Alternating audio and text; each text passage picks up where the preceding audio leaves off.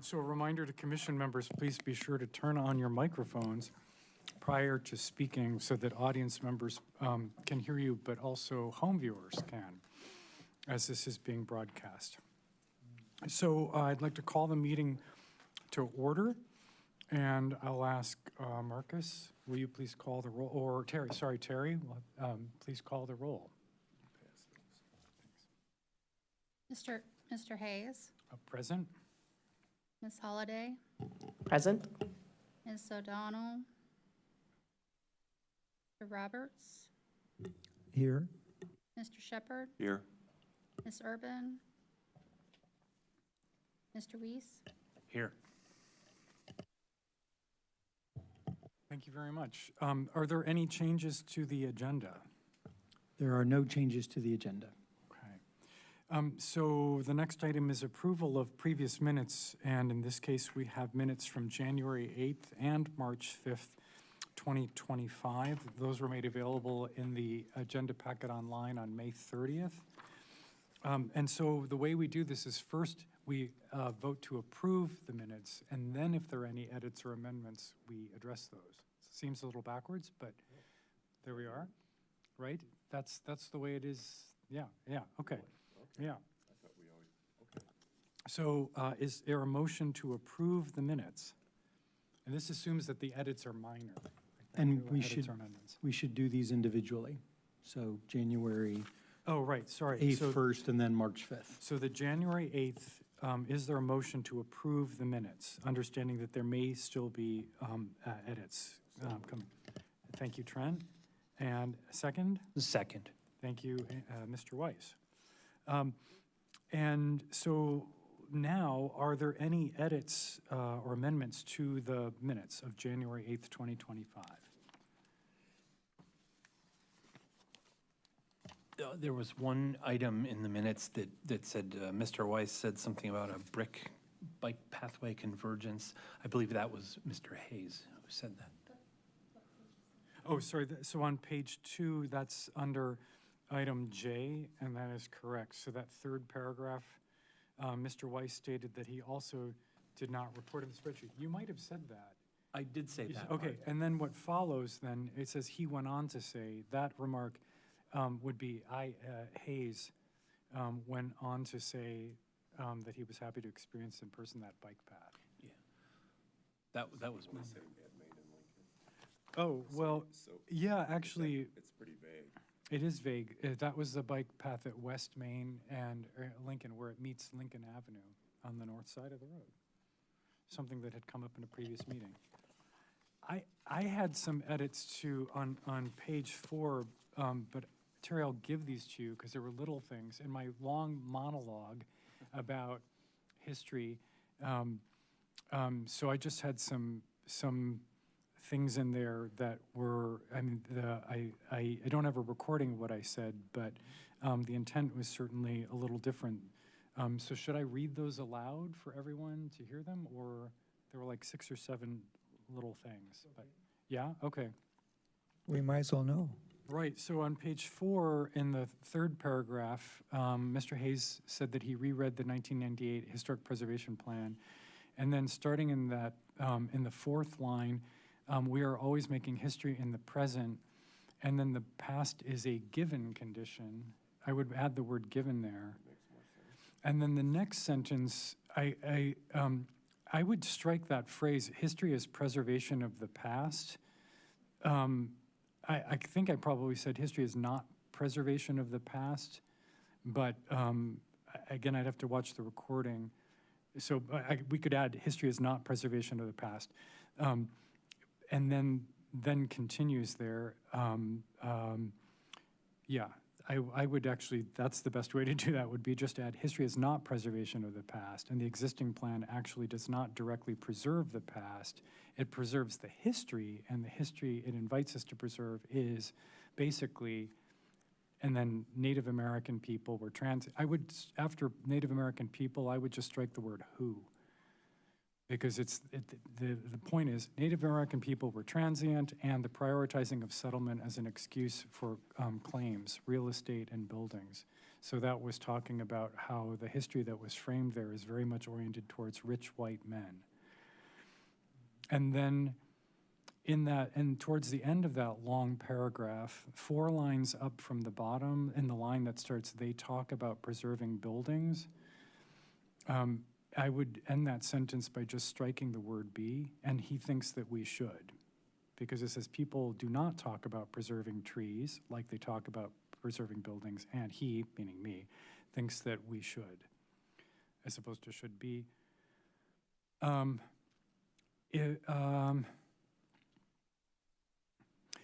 then in that last sentence, so starting in the line that begins expansive, 2 up from the bottom, if we rewrite the historical summary at the beginning, meaning at the beginning of the plan, according to new priorities, we might be asking to support different things than what we're asking for. And then the only other edits were in that last paragraph, in terms of 3 kinds of history.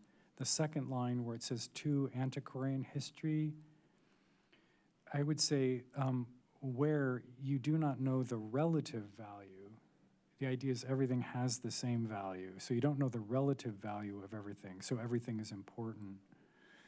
And then the very last edit would be in that 4th line that starts says that we have the right to look at and judge how, so I would add "and judge how people did things in the past and disagree."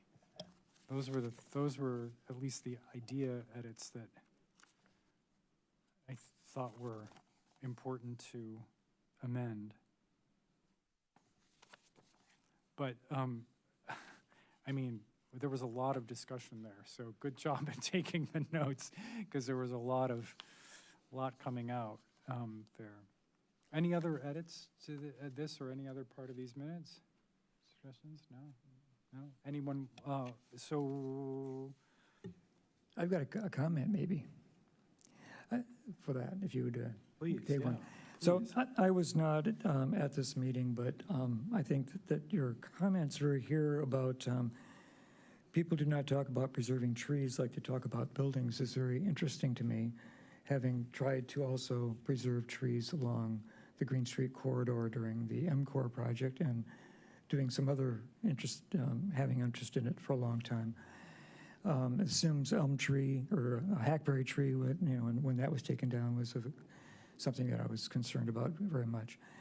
So I know we do have the tree commission, but it strikes me, having talked to members of the tree commission, that mostly their duties are to manage the urban forest. They know a lot about tree qualities and types, but preservation doesn't seem to be as important to them as tree removal once they get large due to safety issues. And so the whole question of, managing the forest like a forester and the need to do tree preservation are kind of like at odds at the tree commission level. Now, I do recognize that we do have, what do they call, there's a significant tree program. I can't remember the name of it. It's the Legacy Tree Program. Legacy Tree Program, yeah. So that's a great step forward in that direction, but it's hard to preserve a tree that has great significance if it's old in the modern safety-conscious needs of the community and the city as a managing entity. And trees have, their own lifespans, so sometimes it's not possible. But to be able to recognize their cultural significance, like that of the prairie, would be, I think, a phenomenal way to holistically expand the scope of what we think about and talk about. Now, if I could say one more thing, okay, just one more thing, is there is one instance where we do have preserved, and we have a plaque preserving the memory of a tree in Urbana, and that's the Lincoln tree, which is on East Main Street, next to the auto part store. Auto Zone, I think is the name of the store. That was the site of a tree under which Lincoln gave a historic talk to a large crowd in support of the Fremont, who was the first Republican candidate for presidency. This is 4 years before he became a president candidate himself. So that did occur in East Urbana. That tree, I did research on that tree. The tree was already broken and more or less like a stump, sort of. It's about a 12-foot tall stump, but the oak tree, or the elm tree, used to be a tribal meeting place, a council meeting place in Urbana. And Lincoln's talk under that tree has continued its importance, but the tree was removed ultimately in 1912. But the site is still there, and it's marked by a newly planted tree, and there's a marking there too as well. Thank you for those comments. What do we do when we're approving, we've already approved the minutes, do we now? I'll move to approve the amendments. Is that how we do it? Yeah, Okay, yeah. all right. And then Kate, did you have a? I just wanted to quickly say that if the issue of tree landmarking is of interest, there are plenty of models of CLGs that have done this and using cultural landscape designation for individual historic trees. So there's plenty out there on that. Thank you. So we have some amendments, some edits, and some nice commentary. All members in favor of the amendments, please say yes. Yes, Yes. All members opposed, please say no. Okay, thank you. So the minutes of January 8th are approved as corrected. So the minutes for March 5th. So do we have a motion to approve the minutes? Again, understanding that there can be edits. I'll make the motion to approve. Thank you, Dennis. Anyone want a second? I'll second that. Thank you, Trent. And so any edits, any amendments to those minutes? No, okay. So the minutes are approved as submitted. Do we do that even though there are no edits? Okay. All members in favor, please say yes. Yes. All opposed, please say no. Thank you very much. So the minutes are approved as submitted. Written communications. We did not have any written communications. Okay, thank you.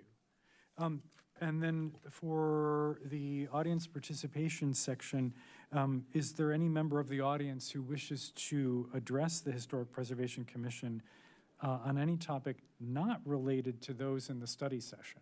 So those three topics. Yes, please come forward. Hello. So there's the mic. Yeah, you could stand or sit, right? Yeah. Is that microphone on? Hello.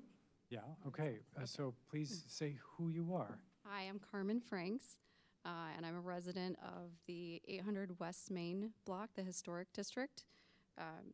So I am here to highlight a few things that I think are needs that I want to present to the commission. The first being the need to revisit financial incentives for investments in historic properties, possibly those that are non-contributing as well along the district.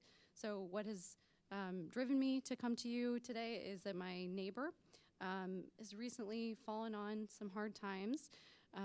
He has been living in the home for over 10 years, but it has been owned for decades by his mother-in-law. He moved in with his wife and his mother-in-law over 10 years ago, and both of them recently passed away, the wife and the mother-in-law, within the last 6 months. So now he is left with a property to maintain that has some severe roof damage and electrical work that is needed. So his mother-in-law did opt out of the historic district. So if there were incentives to those that are only contributing, then he would not be eligible. But I think it's important to reconsider incentives for those that are contributing and non-contributing, for people like him and just others that own really old homes that may find themselves in need of severe repairs that could impact the facade and impact that historic character of the neighborhood. So I know that this was in the 1998 Historic Preservation Plan, but no local incentives have been set up since. So I wanted to just encourage you to revisit that. The next thing, encourage you to revisit the educational outreach for residents, property owners like myself, who I moved here just 3.5 years ago, and when I bought the home, I was unaware of the requirements that were set for the historic district properties. So maybe a little bit more outreach would be helpful to people like myself that move in and don't have an understanding of what goes into those requirements until they start working with a colleague like Marcus, who informs you of the requirements for your home. And then finally, following along with the comprehensive plan, the Imagine Urbana work that's being done, it seems from my perspective, there seems to be a lot of fear about losing the historic character of West Urbana. And if we were to be rezoned, then maybe we would lose these homes. So I would encourage you to encourage the city to, if you have the opportunity to have more changes to the comprehensive plan, to add more about how much we value our historic properties. Even if it's adding some language, some text to some things that are already there. I know there's one line in a big idea number 4, objective 4.5. The city's historic architecture and features are used to enhance its eclectic character.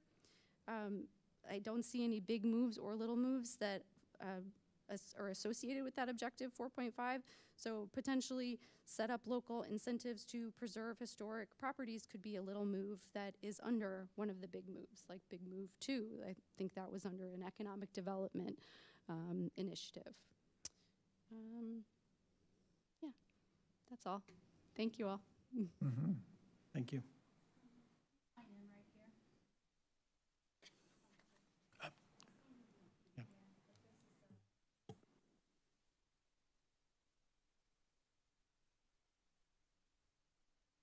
I have one question, actually, which is a procedural question. Am I right that when people offer remarks in this point, there's no dialogue, there's no comment, like, because it's not a public hearing section? I think it is that it is not a dialogue. Is that correct, Terry? Yeah. Okay, so for a public hearing, there could be a dialogue with commissioners, but, so duly noted, thank you for all 3 points, which are things that are, actually, you're touching on things that we've been touching on in different ways, so that is great to hear.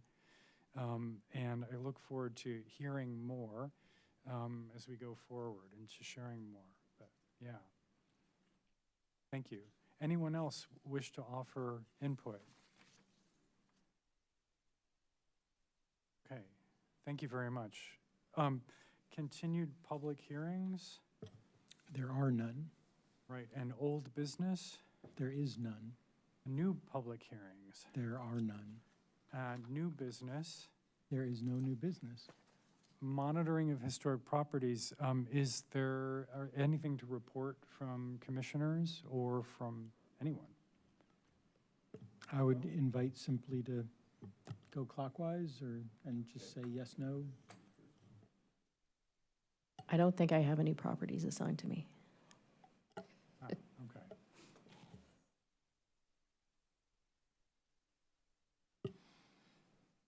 Well, I've gone out and looked at my historic district and three houses, and I actually entered a little something in the Google document or whatever it is. And I was able to see that, so it worked out just fine. I'm glad you did. And I was able to enter that. And I went over and looked at the the Royer house and the Danley, the cottage behind them. And I was actually in the Royer house. They had I don't know if any of you went to it, they had a kind of an open house that was at PACA, I think, sponsored. And it had a little program there, and I talked to the owner for quite a bit, and he's been working on the inside of it and doing some stabilization, and I was quite pleased with that. I went by what's the one called? The house where Lincoln slept. What's that one called, Stuart? Boyden House. I couldn't remember the name. And it looked like it was in pretty good shape, and it kind of looked like someone had been engaged very recently in doing some painting on the house. There was some scraping done, and all the ones that I looked at seemed to be relatively well cared for. And probably, well, I'm guessing this maybe ought to be during Stuart's part, but I've had a little communication with Kathleen Jones that owns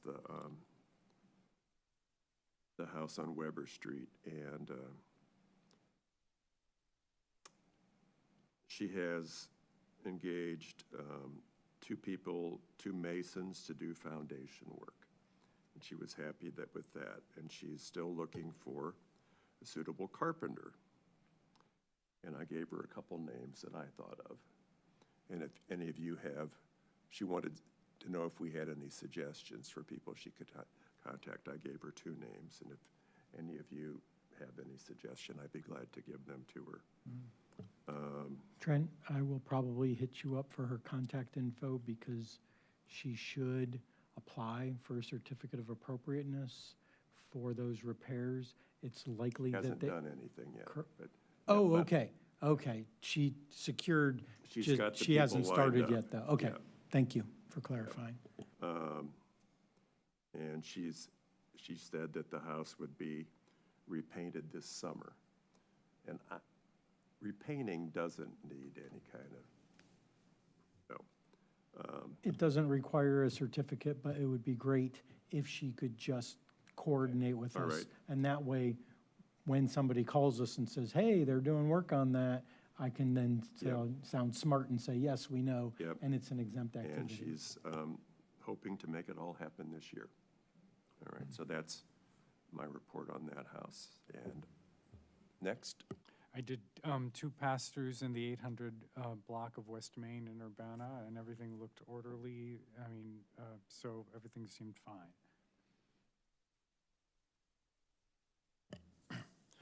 Regarding the properties that I review or observe, I was there in April, and so I updated the spreadsheet as well, and kind of cross-referenced what is in the upcoming staff report about the number 8 Buena Vista. Essentially have the same information on there, so. Okay, and for myself, I haven't really checked, but I did give a pretty thorough report at our last meeting for the Canaan Baptist Church, which is still in the status that it is. They still haven't completed ordering the Royer District signage, which we designed for them, or I did it. I worked with them on that for a couple of years. They still haven't purchased it, to my knowledge. Hotel Royer is open for business and looking wonderful. We have to congratulate that as a completed project for the city and for the community. And then I did mention that at the Haberstadt House has got problems with the stairwell up to the deck that's at the back of the house or the east side of the house and needs to be looked at, but I don't know what's going on there. Thank you very much. So item K, staff report. Marcus, would you please share the staff report for this month, June Sure. 2025? I will hit the highlights. CLG grants, we were notified that the website reconstruction was approved for $8,400. We now need to go through a process whereby City Council accepts that grant. That requires writing a memo and going to council and them saying we'll take the money. Meanwhile, I believe that we will be able to pay the intern from our existing budget line item for temporary staff out of that. So hopefully that wouldn't hold things up for intern work. I have to get confirmation of that, though, from finance. And I'm working with HR to process Adeline Evans's application materials to be the intern. On the flip side, the Joseph Royer Education Project application was not funded. I did request comments, review comments from John Presley, so hopefully we can figure out, how we can make it a stronger application, and if perhaps having perhaps a matching grant from the city might strengthen the application. That all being said, I would encourage discussion about continuing moving forward with the in-kind work that the donors had, said that they were willing to contribute, so that if they wanted to, so that time would not be lost. So then what might only need to be done at the end of the year is the actual printing and reproduction, because all of the design work would have already been done, or some measure of it. And that way we can actually put that as an update in the application to say, first cycle, it was not funded, the design team continued to work on it as their in-kind match, and, showing their commitment to the project. And so maybe that will also help, the points in the rubric for funding. That's a great idea. I mean, we were excited about that application. We were Yes. excited about both of them. So, yeah, so that's a wonderful idea to help make And I come know about. Dennis did a lot of work talking with the Urbana Free Library about having an exhibit space. A couple times, Joseph Pryor at the Hotel Royer has talked about having a small exhibit space there. So I think there are people that would be excited to host it. So that's that. Preservation Month activities, the Mid-Century Modern Housing exhibit and tour. The exhibit goes on through July 12th. That was really great. The panel and tour happened last Saturday. It was a long, lovely, beautiful day, great weather. The tour was fully sold out, over 250 ticket holders. The panel in the morning was comprised of Quinn Adamowski, who traveled here as a representative of Landmarks Illinois, Elizabeth Blasius from Preservation Futures up in Chicago, and also Chris Enck, who has his restoration firm, the Burnham Group, and is also an owner of at least the Joseph Royer House here in Urbana. The panel was moderated by Dr. Kate Holliday. Other people that were heavily involved were David Hayes. And I guess I'll just throw it open to members of the organizing team for any other comments, any thoughts about future plans. Sure. I would add that I was very pleased to see how many people came to the panel in the morning. And there was also opportunity to encourage folks in the audience to think about who the members of their Historic Preservation Commission are. I did ask if anyone knew, and no one raised their hands. So they now at least know 2 members, actually 3. Andrew, you had left at that point, but we said that you had been there earlier. We encourage folks to just go ahead and look it up also, to see who's on their commission in Urbana, Champaign, or wherever they're from. So because there were questions about how do I do this? Are there funds available to take care of my property? And so we also introduced Marcus as city staff for Urbana. And so I think that was a very positive development in front of a very large and enthusiastic audience to get some of that kind of nitty-gritty of historic preservation policy across. Could you share, because as part of your presentation, you actually shared 3 suggestions for future plans, and they were all great. Would you mind just giving a half sentence for each one of those? Did I 3? share 3 things? Yeah. Yeah. Like that was several, that was several days ago. Do you remember what the 3 things were? One of them being about how an African-American neighborhood is intact. For next year, yes. So Yeah, the tour this year focused on mid-century modern houses by the architects Jack Baker, John Replinger. and a Richard Dick Williams, because of the content of the exhibition at the Krannert Art Museum. And it was a really wonderful collection of homes. I was suggesting to the crowd that we should do this again next year, which I think everyone says yes. And I was tossing out what are some ideas about what we might tour next year. Not the same 4 places, but maybe some other places. So the things that I had in my head were, if you wanted to do more mid-century modern, one suggestion is Yankee Ridge, where I keep saying if you throw a stick, you hit another mid-century modern house by one of these architects. The second suggestion are neighborhoods like Carver Park, which has a remarkable collection of mid-century homes that were financed by the Black community for Black residents. That's also a fantastic neighborhood that tells the story of Urbana and Champaign. And then the third one, LGBTQ history in Champaign and Urbana as well, which is kind of prompted by some of the sites associated with Jack Baker on Chester Street, but also thinking much more broadly about other architects who weren't included in the show, including Harold Young and others. There is an opportunity to think broadly and culturally about sites associated with LGBTQ history here.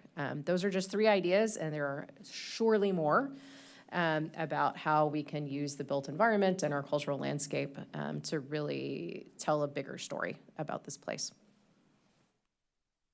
And I would only add to commend Kate and people from the Champaign, the County Museum, the organizing of all that. I was very involved in the exhibition at the museum, and in this case, just having to spend an afternoon in Jack Baker's loft apartment, being a curator in residence.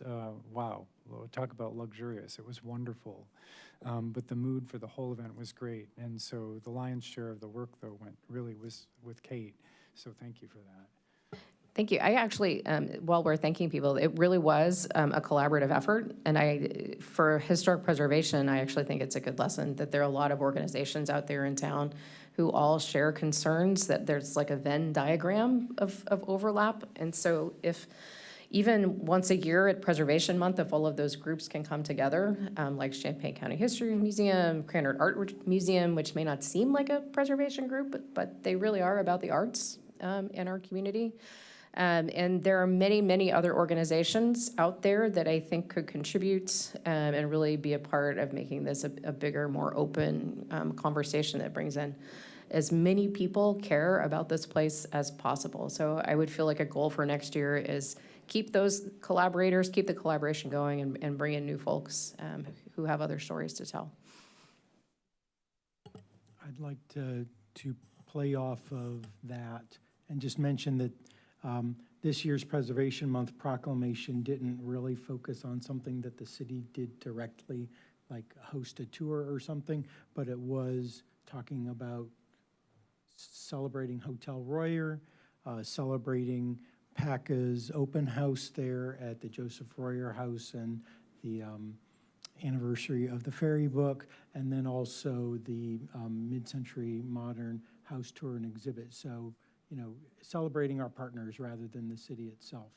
That's the first thing. The second thing is, I think a great idea would be working with the folks from the Dr. Ellis subdivision in Carver Park, who came to us very strongly, probably 4 or 5 years ago, pre and during COVID, about doing something for the Dr. Ellis neighborhood, whether it was a historic district or maybe a neighborhood conservation district. And I think, you know, teaming up with them to see if they want to showcase their area and, you know, see if they would like to do something for it, not just tour, but also some sort of memorializing or, you know, formalizing some sort of recognition. And then finally, the tour, the LGBTQ tour, maybe at the cusp of Preservation Month, May, and Pride Month of June would be a great idea one of these upcoming years. So, yeah, great ideas. Part of what you're speaking to there is something from our previous discussions about the need to amend the Historic Preservation Commission plan, and I'm thinking about Kate's remark that there are there's not a one-size-fits-all approach that actually works. And so that's a good example of it, that a neighborhood or a community that doesn't all live in one place, these are really different reasons to care. So thank you for highlighting it. Moving on with the staff report, historic property activities, landmarking and districts. There haven't been any new inquiries, but the final thing I want to come off from the mid-century modern house tour was, I think the Erlanger Residence is a fabulous building, and if the University of Illinois at Urbana-Champaign, i.e. Illinois, would like to landmark the Erlanger Residence, I think it would be a great candidate for it being a local historic landmark. And then moving on, Kate Holliday has been working with Reverend Bob Freeman of the First United Methodist Church on a national register list submission that, if interested, could easily turn into a local landmark. So do you have any updates on that? I do. The National Register nomination is still going to take a little bit longer. This is a group of 3 students that is working together to draft that I will review before passing along. The local landmarks should be ready soon, very quickly, yep. Moving into certificates of appropriateness. For Buena Vista Court, the utility work that didn't require a certificate appears to have been completed. I think one of the board members reported that in their update. Is that you, Andrew? Thank you. And then for Buena Vista Court number 8, it had, 3 certificates of appropriateness out for it. The first one was restoring the windows. That was completed a few years back and has already been closed out. The second one was 2021 C of A number 1. The access ramp was removed. I do not believe the concrete steps were replaced or removed. And I think the porch stucco and framing and screens is not complete, and the porch door is still just a doorway. I did speak with the new owner, Javier Romo, who's a Chicago resident. He had no idea that there were certificates that had been issued to the previous owner. They don't necessarily transfer, but they can. He is interested in perhaps transferring the one that will allow him to do some more work on the porch, so he can at least put some screens on it. And so he'll get back with me on which ones he would like to get transferred to him, and whatever he doesn't want transferred, we will simply close those permits as incomplete, and at least get them, finished. And then finally, the Hotel Royer, the second certificate for the exterior repairs has been completed. The work's been completed and it's been closed out.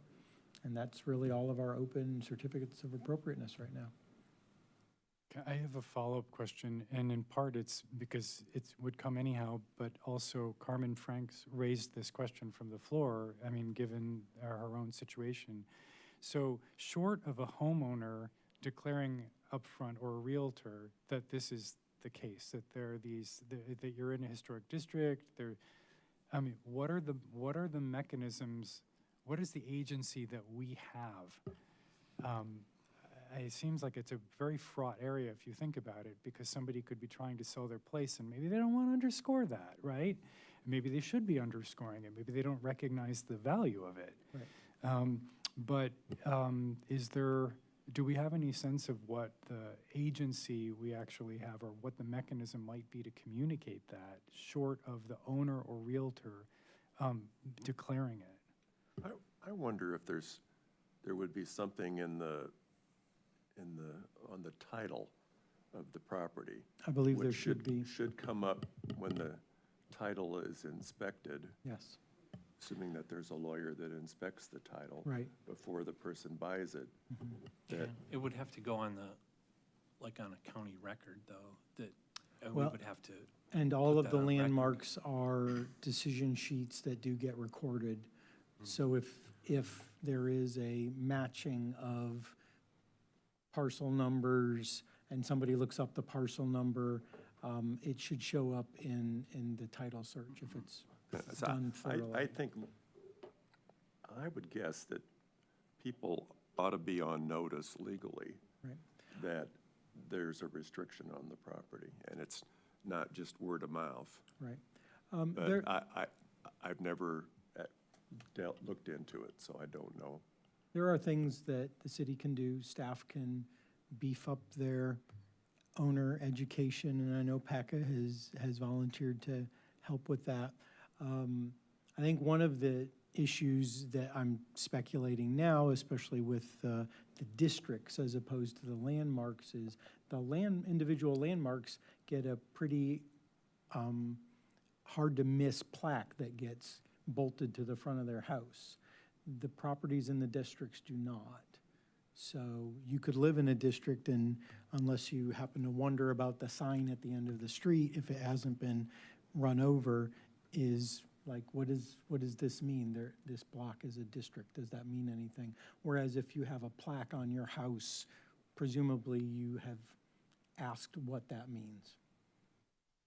My understanding, and I could be incorrect about this, is that in the like giant stack of papers that you're signing when you're purchasing a property, that one sheet would cover the idea that it is a historic district. And I don't know if everyone is like me, and maybe everyone is a little bit more attentive than I am.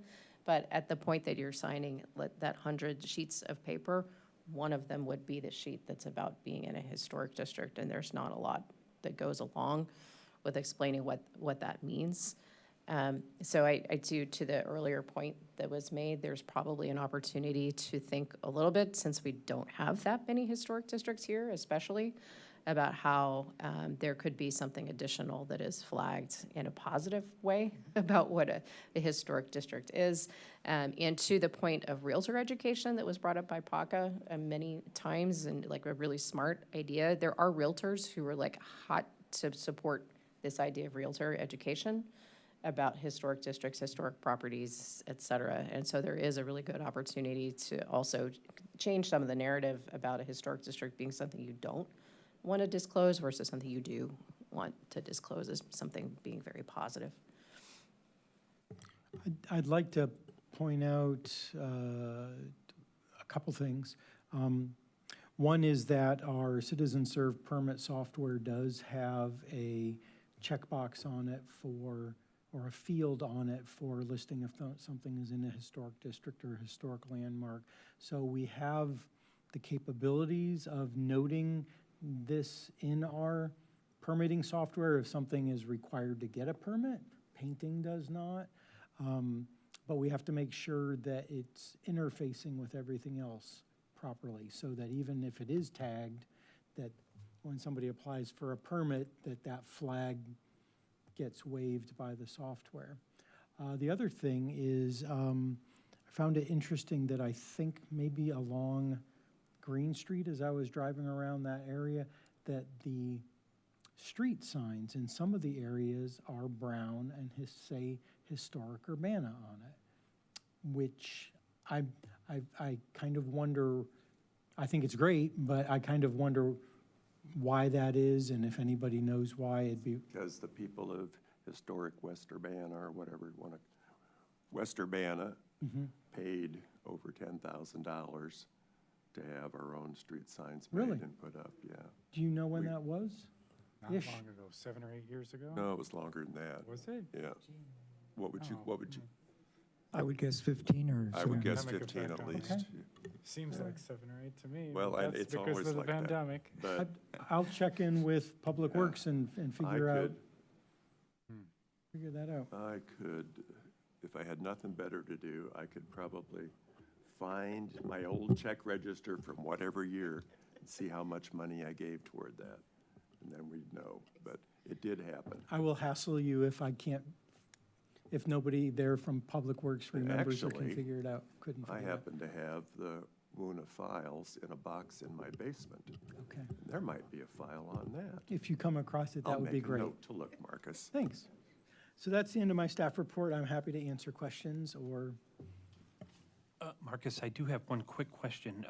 When would when would the acceptance of the grant go to the city council? It depends on when time is available for me to write that memo and get it Okay. reviewed by the proper reviewers and then to get on a council agenda. Hopefully, it won't be that long to write it, maybe end of June perhaps. Okay. Yeah, Thanks. but hopefully, we can start work without having to wait for that. Yeah, I was just wondering if we could show up and, It would be fabulous if you showed up, and I will give you plenty of notice. thank you. I've got a question, kind of relating to it, since we've talked about historic districts. I wonder if there's ever been any interest in trying to expand the West Main Street Historic District. I know it's only a block long, but I remember that it could have been a couple blocks long for the lack of one vote is for the property owners. And I'm wondering if the feeling is changed in any direction that it might be of value to try to expand it, because certainly there's some significant homes that are already locally landmarked and nationally known on that street that are not in the historic district. I wonder if that would be a project for us to reconsider that sometime in the future. I think that's a very interesting idea, and perhaps also even on the 800 block, 20 years later, maybe the current owners, if they're the same, might be convinced to change their minds, or if they're new owners, they might be like, well, I didn't know I was non-contributing. Why don't I get to be contributing? So it could maybe fill in some of the non-contributing gaps, but I think that's a very interesting idea. Thank you for that. Okay. So we'll move to item L now, the study session, and we'll start with a presentation on the Gothic Revival Cottage at 118 North Weber Street, to be presented by Emeritus Professor Stuart Berlocker. Oh, you can come right up to the table, and are you guys, Marcus, are you going to be steering the presentation, or Professor Berlocker?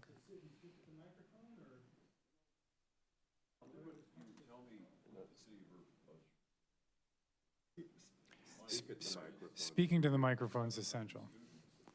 For the record, Stuart.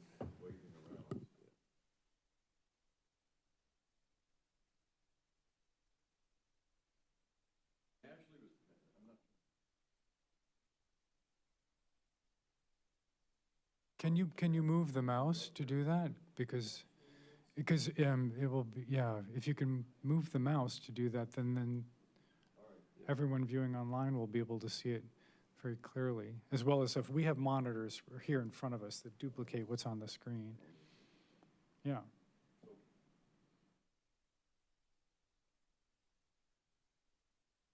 Okay, so let me start with me. A lot of you know who I am.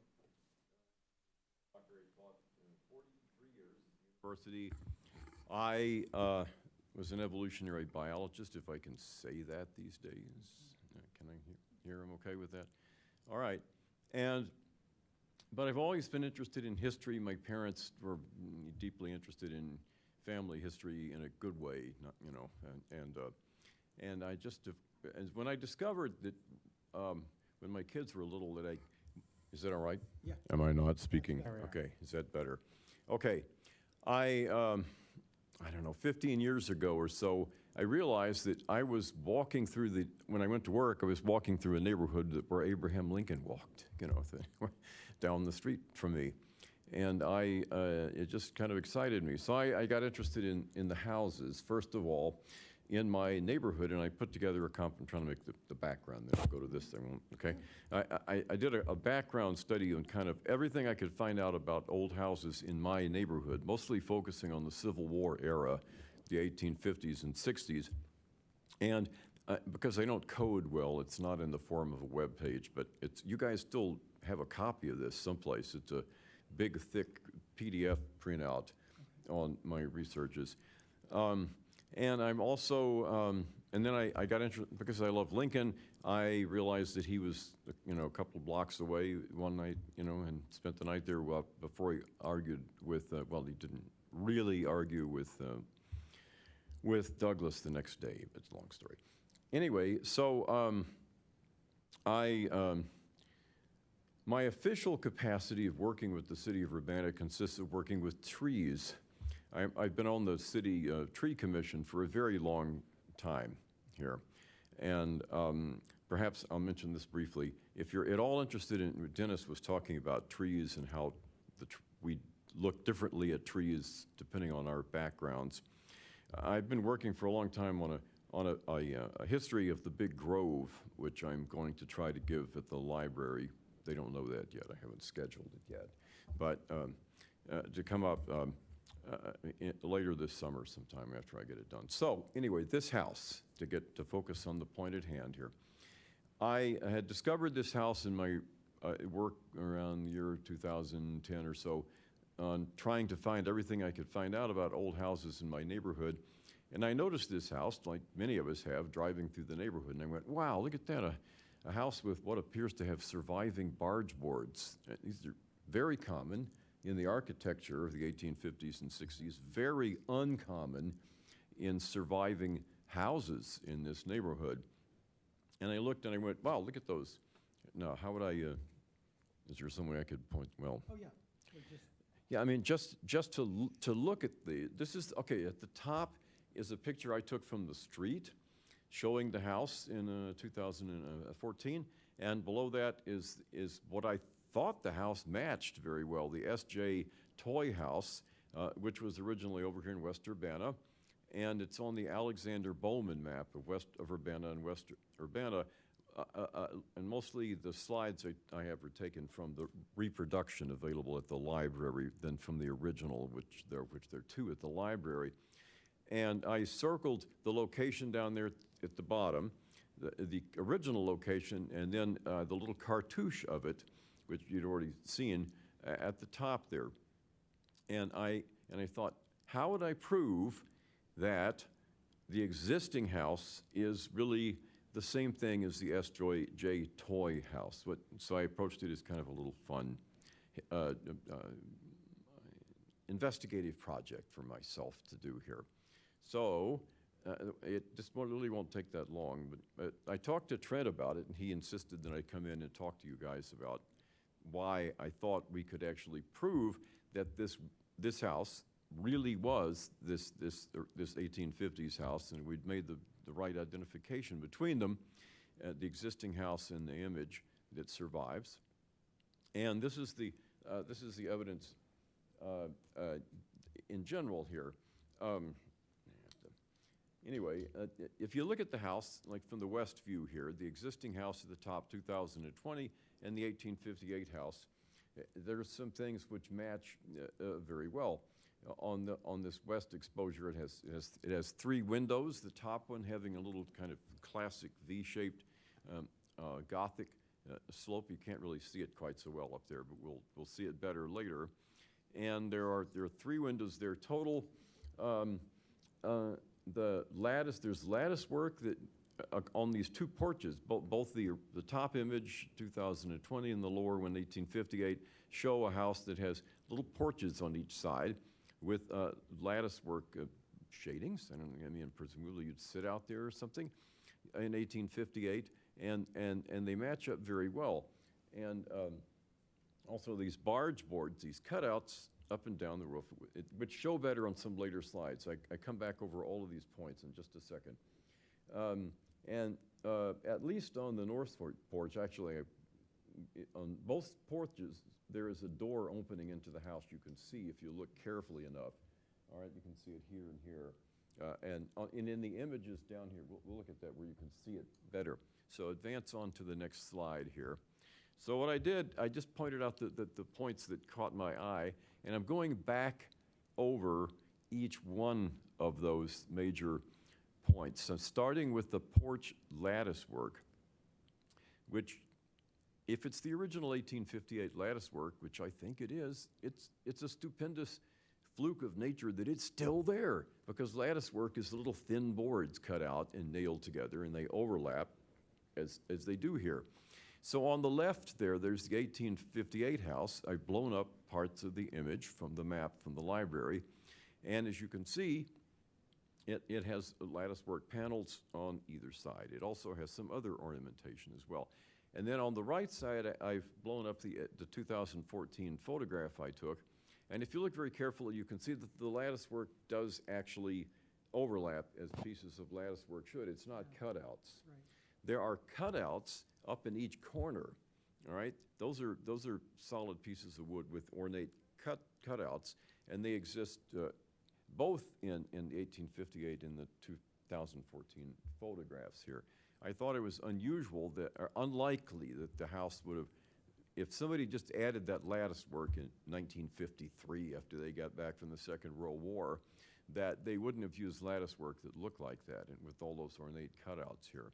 So moving along. Oh, yeah. One question, Feel free sir. to wave your hand, ask So whatever you want to. would the 1858 thing have been a drawing or a daguerreotype or something? I'm making the terrible assumption of assuming everybody lives and dies with Alexander Bowman. Do you guys? Well, we spent a few years together, but other than you that, do? no, just kidding. Alexander Bowman was a fabulously interesting man to me. He worked here and in Danville both, and he was a draftsman and a trained architect, and he was involved with a lot of the early history of Urbana. And he, in order presumably to make money, he designed these large-scale maps showing West Urbana and Urbana, and then showing you representative houses, the little cartouches. I know I went through it fairly quickly at the beginning, because I know we don't want to be here all night with this, but so what was your point about Alexander Bowman? So that I was just checking to make sure that this would have been a drawing and not a photograph, because although it looks really similar, Yes. this is like a two diamond wide lattice, whereas this is a single. And that's just, it's not a perfect okay, so it was a drawing representation. though. Okay. So Bowman, fair. to my knowledge, we don't have any surviving Bowman artwork, as in drawing pencil and paper to his architecture. I think all of that stuff disappeared into the sands of time.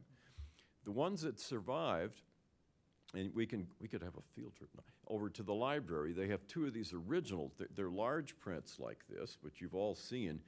I was working here with a smaller scale, a reduction that you can buy over there, because I could lug it around and work on it on my table at night after the kids went to bed. Is that too much explanation? Too little? No, Is that's that fine. okay? And I'm really entranced by the originals are fantastic. They're larger, and you can see even more details than you can. But I wasn't set up in a place where I could ask them to lay down these large originals, and I could hang the camera over and take a different set of shots. Is it, okay?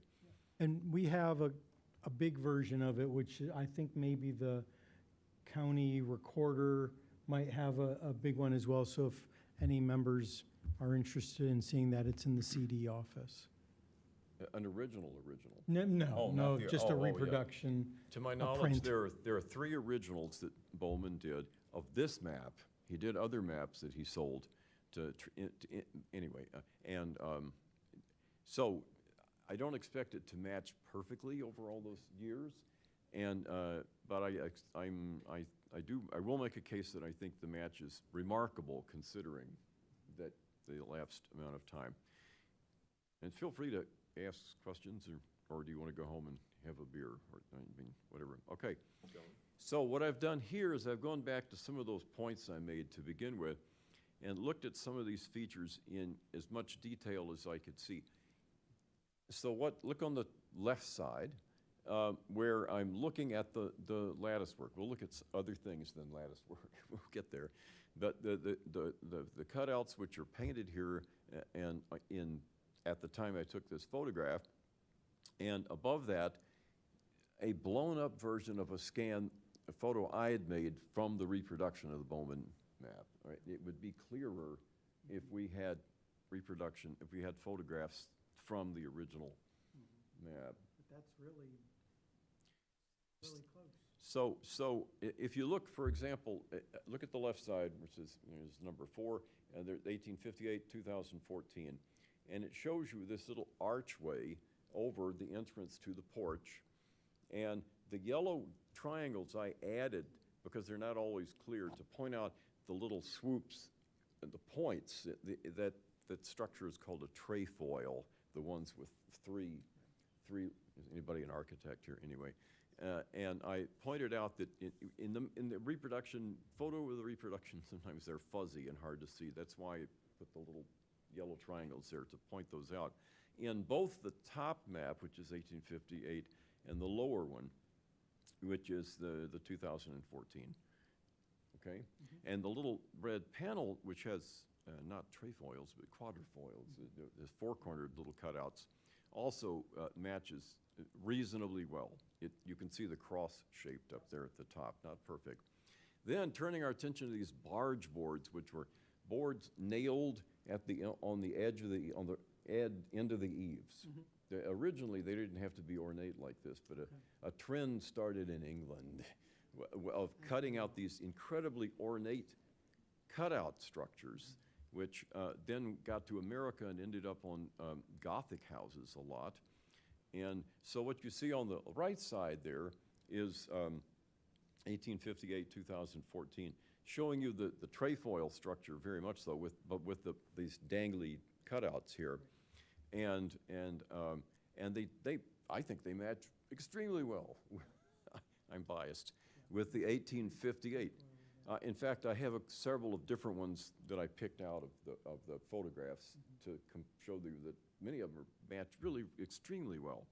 I truly believe that those are original, even though there's some slight differences. There's the little ornamental balls over at the tips of the point going down in the 1858 one. Man, I can imagine those could be so easily knocked off in paint jobs and stuff over 120 years or whatever it is here. Or children. Or children, or people throwing in balls. And they're missing on the other one on this side here. Okay, I don't want to burn out the whole day. Let's leave. So I thought I caught the light. I made several photographs. I don't know the lady that lives there. I'm sorry, I never knocked on her door and introduced myself. I probably should just do that so she doesn't think I'm some weird dude who shows up with a camera and photographs her house from the street. But I didn't feel like bothering her. But one day I got this, what is this, 2020. I got this picture with the sun slanting, and you can see the black cutouts because of the shade. Yep. And they match, I think, extremely well with what in this case, I've got the old map on the right and the map on the other side there. So I'm happy with this. I don't know whether you guys are. Now, let's go back to the beginning. I said there were 3 windows on the west exposure, and there are in both 1858 and now. But they're different looking, of course. The top window actually matches quite well. It has a little landing up there where I don't know, it's too small to sit up there. It was just an ornamental little porch. A Juliet, is that the term? I learned a new term, thank you. Fake little balcony. Okay, a little fake balcony, which is not there. But the rest of the structure of the window, the top one is there, except some of them, there's an air conditioner sitting in there. Okay, it's hard to see. What's missing is the 2 matching Gothic pointed windows down here. And I spent a lot of time looking at this, and maybe some of you have seen what I see there already. If you look very carefully at that window at the bottom with the fan in it, there's some interesting marks on the boards there. Or describe. Well, I don't want to be here all night. Let's just go to the big reveal here. Oh, okay. Okay, yeah, wait a minute, one of those is missing. Oh, well, anyway. Go one more slide, and let's see if I have, back up one more. I had several versions of this, I'm sorry. Well, anyway, what those dark horizontal lines represent is what happens when you have boards and they're painted, and then the board expands and contracts, and the paint falls out, leaving you a line which looks dark with the light shining on it. But there can also be vertical lines. Okay, you can see, so I put little red arrows to point out some of those vertical lines. Those are, I assume, because I haven't gone over there and touched the wood, I assume those are where it was sawed through vertically. And also you've got a paint removal crack. That's what I'm So arguing. they went through and took out a chunk that included not only Yes. the points, but also the siding around the points, and just replaced it with a whole section of lap siding, They- rather than Right. just taking the slanted part out and filling it in, which would Right. have had very noticeable slant cuts.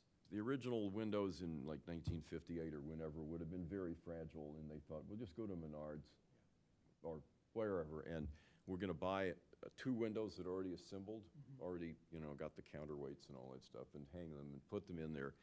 That's my argument here, is that this is the biggest difference between the two images, between the two structures. And even in 19, when would this have happened? When it was moved? Well, Do you know when it was moved? I don't know. I have not been able to find the date yet for the removal. I've spent a lot of time with my other earlier work. There's a big file over in the library, in the archives, showing you of removal dates from the city of Urbana from a long time ago, but it's not complete, as near as I can tell. I could not find evidence of a date for when this was moved, and I could never find one for the Boyden House as well. I just accumulated as much other evidence as I could that it had been moved. Because even if they had been changed in, say, 1930 or 40, Right. that's 90 years ago, and Right. we're going to be looking at 90-year-old windows, which are technically historic. Ooh, yeah, that's a problem. Yeah, relatively not historic, but still 90 years old. Anyway, and then to wrap up, looking at the back of the house was originally on Elm Street and Green and North something or other in McCullough. What was it, North? I can read my own. North Street or North Avenue. It had been renamed at some point apparently.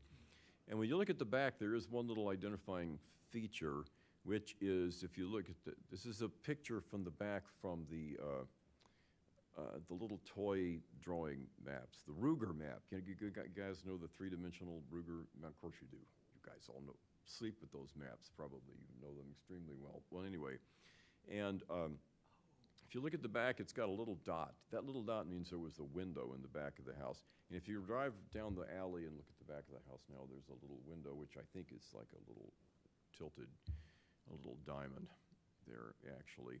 There's not much in the way of features. I didn't have a photograph, so I sat down with my pencil and sketched the one on the left there. That's just my interpretation of what it would look like if we had it intact.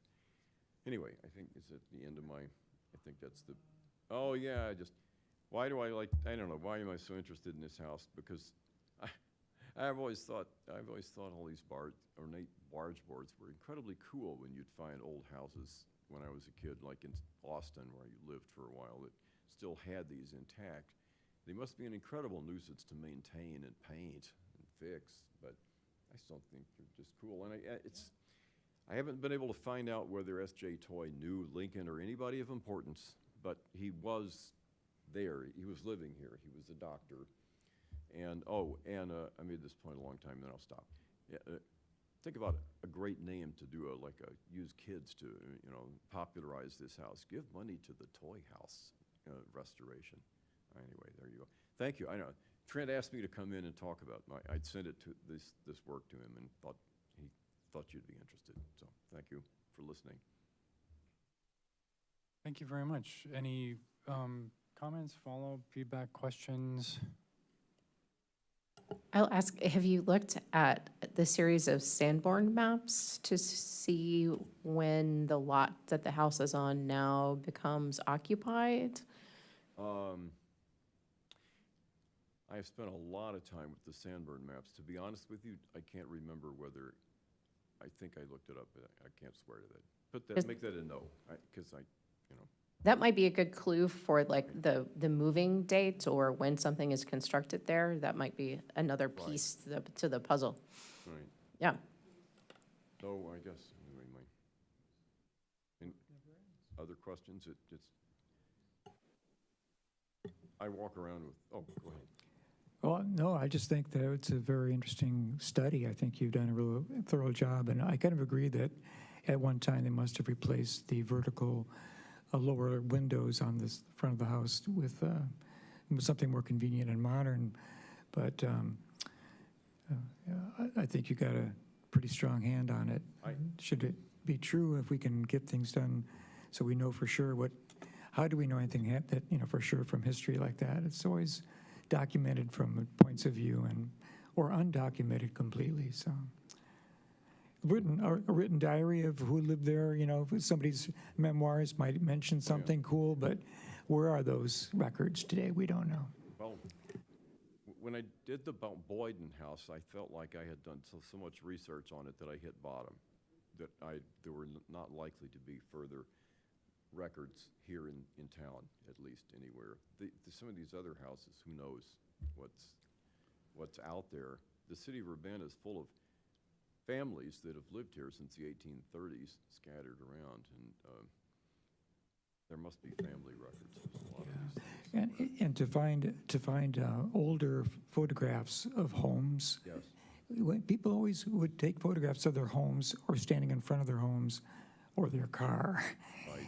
But, those are family documents, and unless they're found in an attic or, distributed somehow another way, these things just disappear over time. My wife and I saved some old photographs when our oldest son was a little baby. Janine went over to what then was the recycling center someplace in downtown Champaign. There was a big box of old photographs for the Hurd family, H-U-R-D, old settlers here. And we took them to the library. I don't know if they archived them or not, or there was not enough information to archive them. Anyway, yes. Oh, could you go back to the map? Just, Which map? right. Yeah.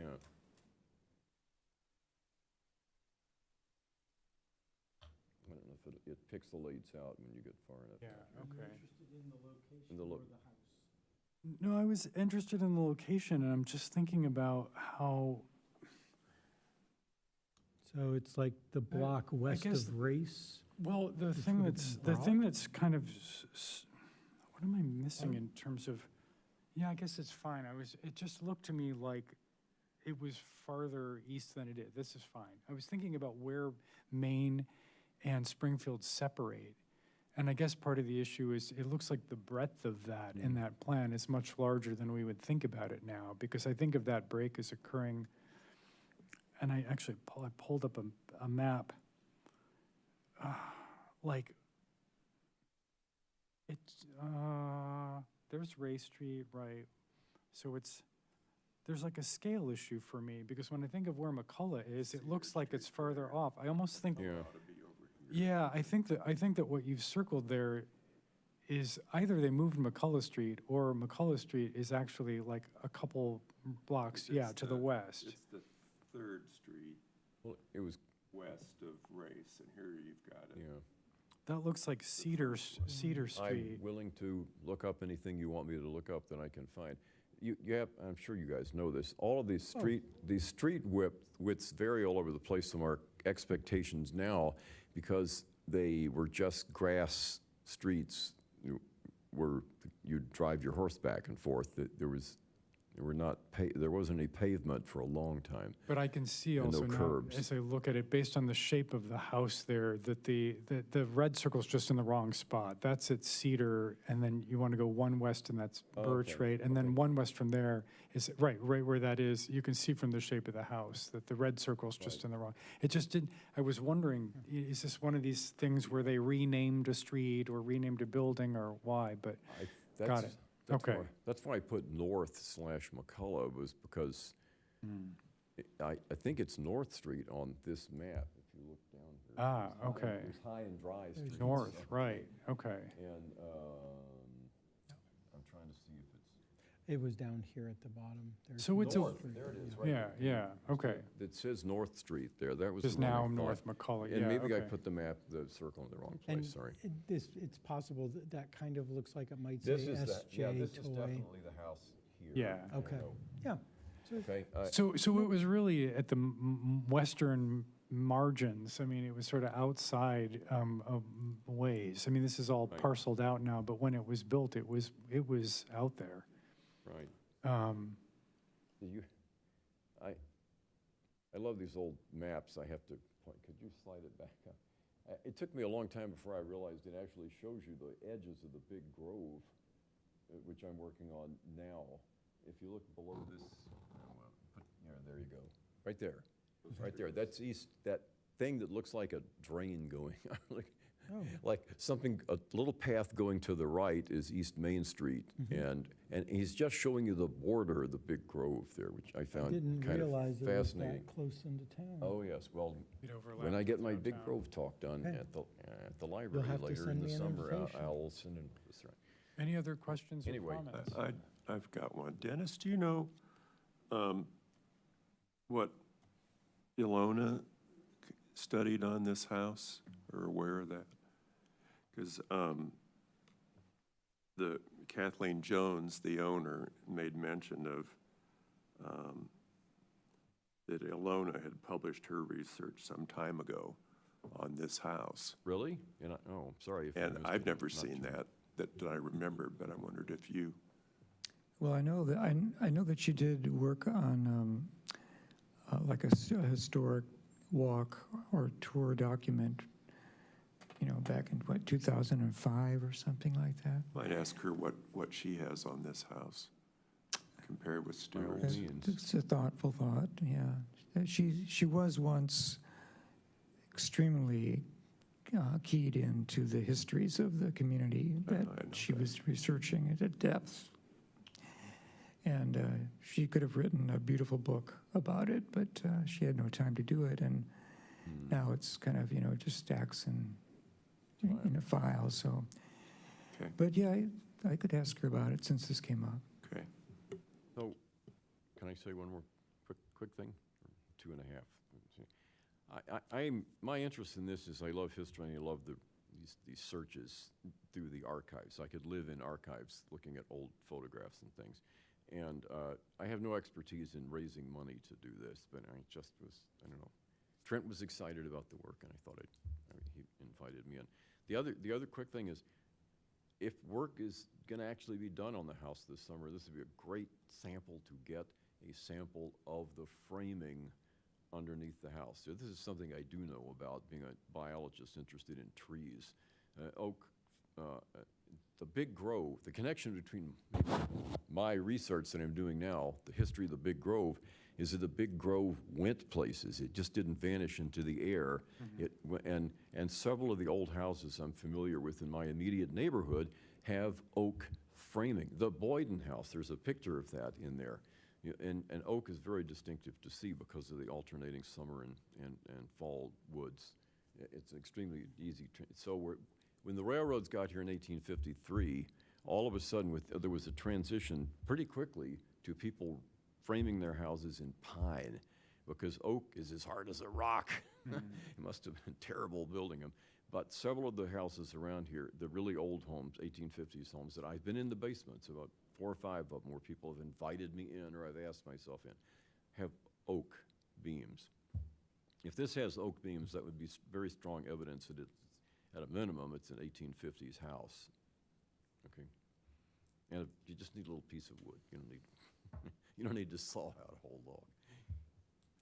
Okay. Thank you so much. Tell me We when really to stop appreciate, here. Okay, thank you. yeah, we're really grateful for the presentation and that information, and thank you for the suggestion to Trent.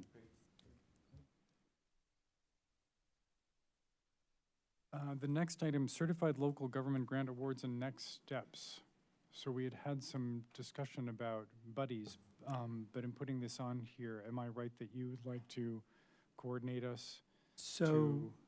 So the next steps are a bit about, this actually was kind of drafted prior to us getting notified that we had received a grant.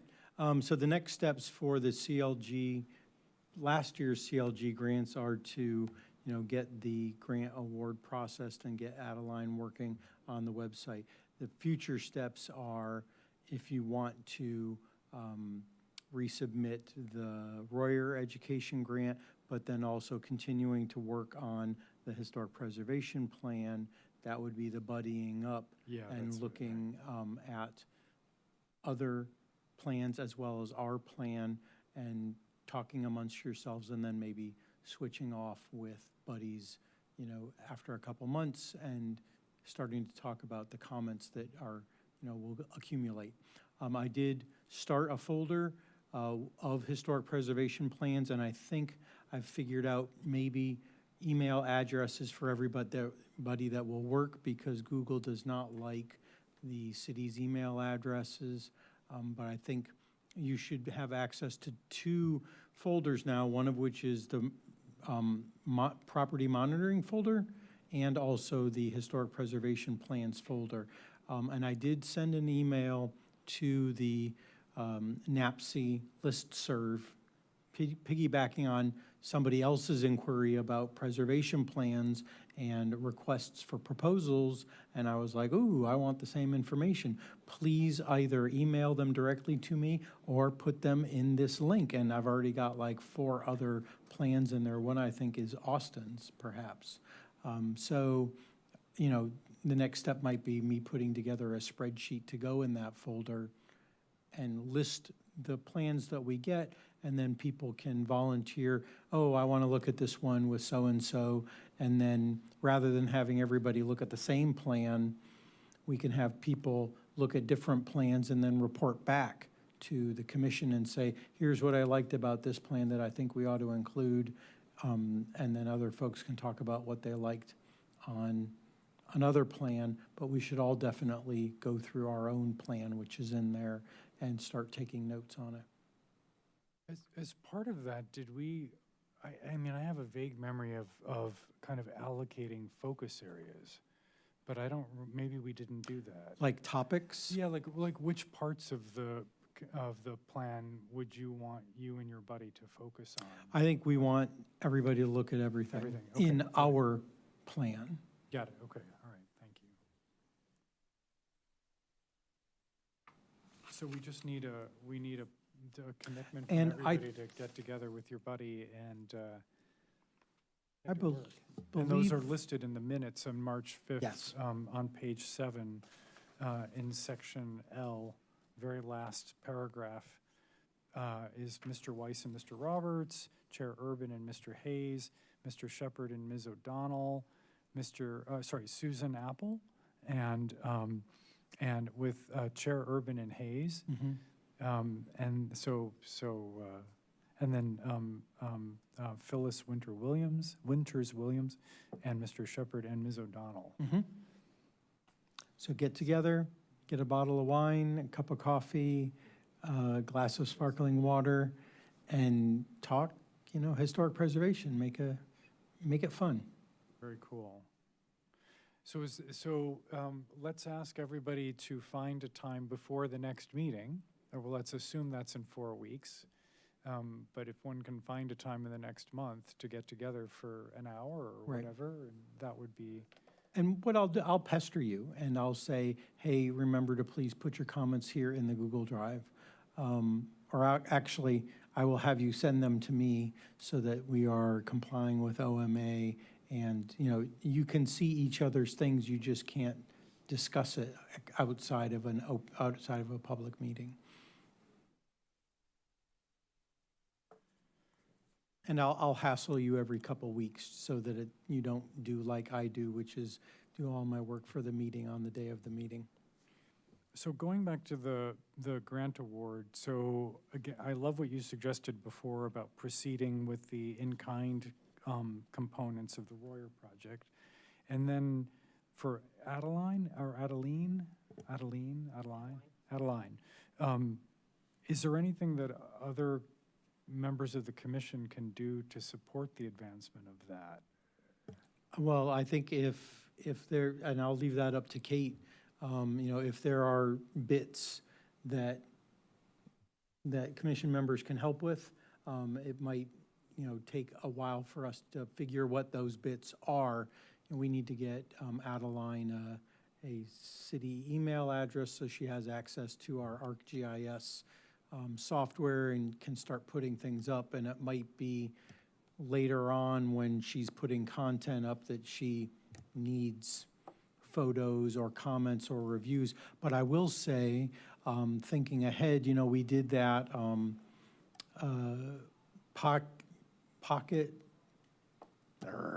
the walking tour that we did for the Downtown Historic District, that Lily Wilcock and I recorded the readings for. You know, there are so many landmarks that needs done for. So at a point, we will probably have, you know, scripts to write for different buildings and tweak to get them down, you know, to a minute and a half, and then read, you know, at the very least, folks could do stuff like that. Yeah, I think the kind of starting point for Adeline is that everything that was on the historic preservation webpage for the city is now not there. And so it's not there anymore. Is it disappeared or just not on there? It's just not, it's not there. Like, because the city migrated to a new webpage, all of the content that had been Historic Preservation Commission, so the 100 Buildings of Urbana, the podcasts, all of that, none of that is on the city's webpage anymore. Does it still exist? Adeline downloaded all of it, and so Adeline certainly has it. I don't know if the city still has those files. Marcus, do you know? So we would have the original files, I believe, in the division's archives. The city created a historic preservation in Urbana website. It's very sparse, and the thinking at upper levels was that sort of information would be more appropriately housed at the library or at the historic museum. So if the commission would like to respond to that with the hopes for what it would like to do, that would probably be accepted more coming from the Historic Preservation Commission, especially if you could lay out in bullet points, here's what our plan is. You know, we want to replicate the information that was available on the 17 different web pages that we used to have, but in a more concise, non-repetitive format that will generate lots of traffic. Because that was one of the issues was, you know, they looked at the analytics and nobody ever visited those sites. So they thought, you know, nobody was interested in it, when perhaps it was the fact that there were a bunch of standalone sites that weren't connected to each other without rhyme or reason. If we create a good site, I think that would be well received. I hope. Yeah, and web design companies usually begin by figuring out what the best way to index and, you know, how do you get people to information they're interested in the shortest number of steps, but that's complicated work and sometimes counterintuitive. Just before you jump in, typically when anyone is redoing a website, they archive the old website in order to be able to mine it. So I'm assuming that somebody has, if somebody was hired to do it, that typically that's what's done. So if somebody knows how to get to it, that's another matter, but it's presumably sitting there somewhere. Although Adeline, you say downloaded everything, so. Adeline We're- downloaded everything when it, So we're fine. like last year, when the website was going away. Okay, so we're fine regardless, So- yeah. And I will tell you what the plan is, and yes, there is an opportunity for everyone to participate in this. So the plan is to take all of those disparate pieces of information that were separate on the webpage and to build a single ArcGIS-based story map that contains all of that information. So it would contain a map with historic districts, so you could see where the historic district and historic landmarks are. It would contain place-based links to each of the podcast entries so that you'd be clicking on a location. So you would navigate through all of the information that was all separate web pages through a single interface on the ArcGIS story map. That is like the lowest bar to leap over to try to reconstruct all that information from a single spot. And because the city already has a contract with ArcGIS, it should be relatively simple and straightforward. I think that there will be an opportunity for Adeline to kind of draw up what she plans, how she plans to reconstruct each of those separate pieces as a layer within the ArcGIS story map and send that out to everyone as a plan of work before she starts it.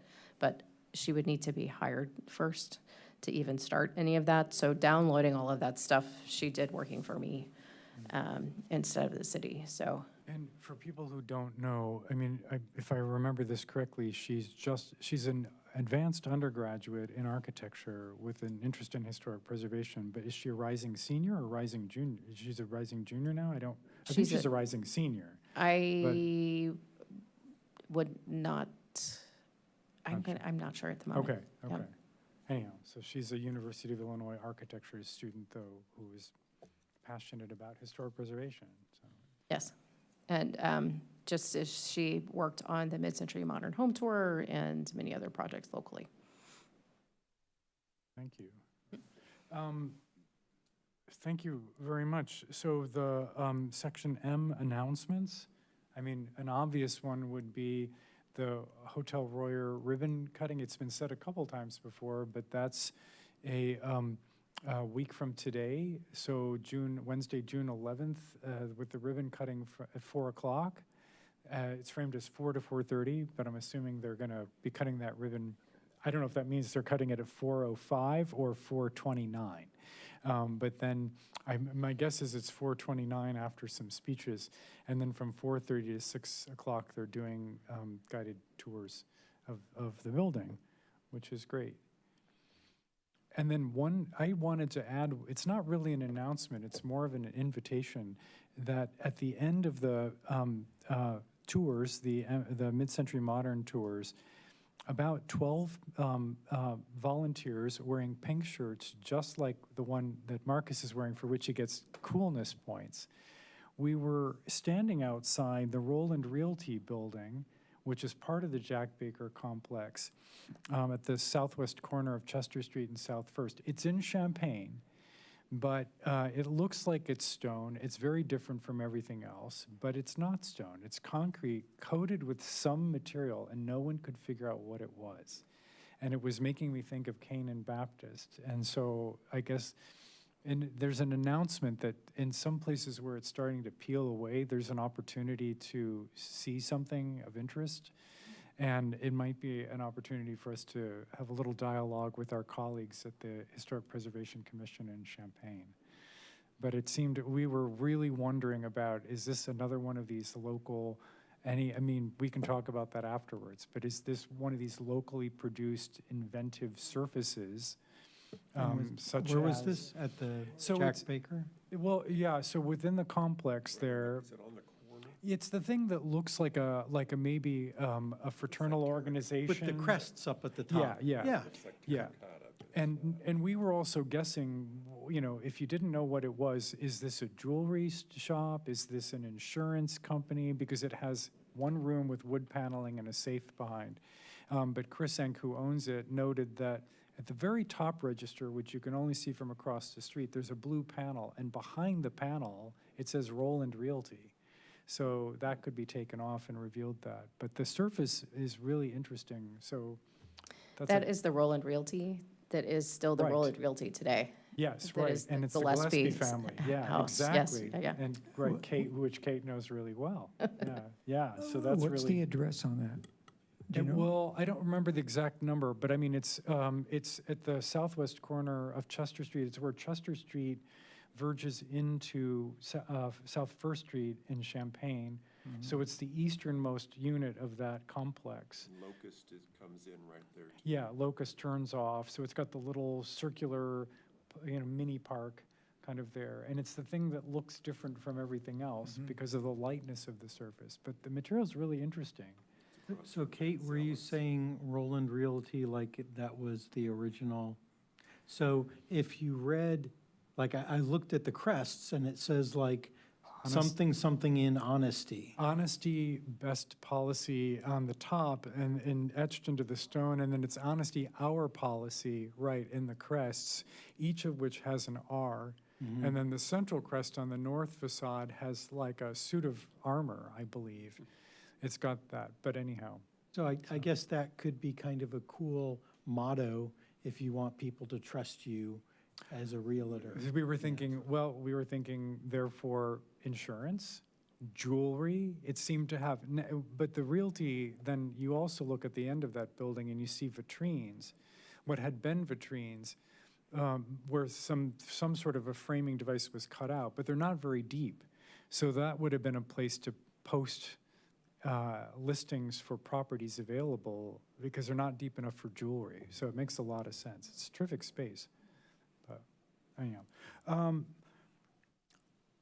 so any other announcements? Sorry, I jumped right in there.